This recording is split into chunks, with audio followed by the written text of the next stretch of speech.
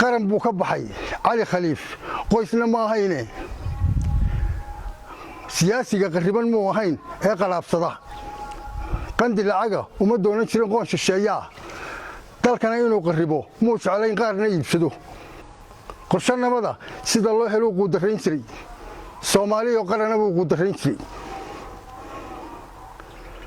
Soomaaliya qarana buu quudarayn jiray qaybtayada markii uu yimi in la qorsheynayay qabanqaabadii iyo markuu qalinka jeexayay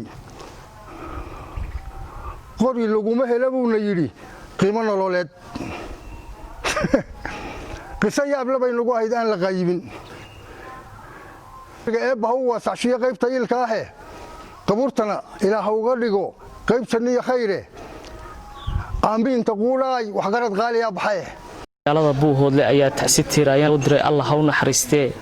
ra'iisul wasaarihii hore ee dalka Soomaaliya Cali Khaliif Galeer oo ku geeriyooday magaalada Jigjiga ee caasimadda dawladda deegaanka Soomaalida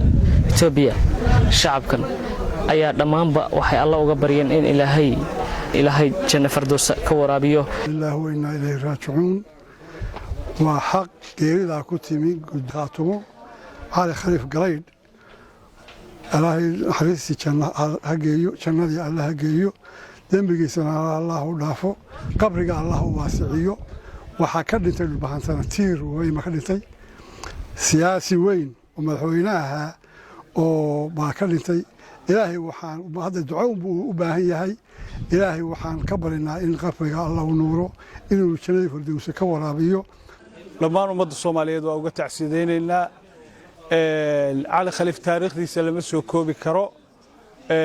waa horyaal waa hogaamiye daacad oo geesiya dalkan iyo dadkana wax badan u soo qabtay Ilaahay waxaan uga baryaynaa in Ilaahay naxariistiisa siiyo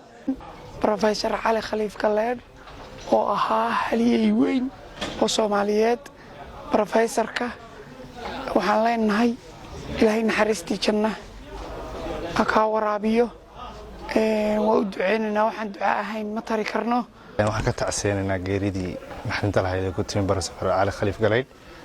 oo maanta shalay ahayd ku geeriyooday magaalada Jigjiga ee dawladda deegaanka Soomaalida Itoobiya waxaan ugu horeyn uga tacsiinaynaa ehelkii iyo qaraabadii uu ku geeriyooday mar labaad waxaan uga tacsiinaynaa dhammaan ummadda Soomaaliyeed marka saddexaadna waxaan uga tacsiinaynaa ummadda reer SC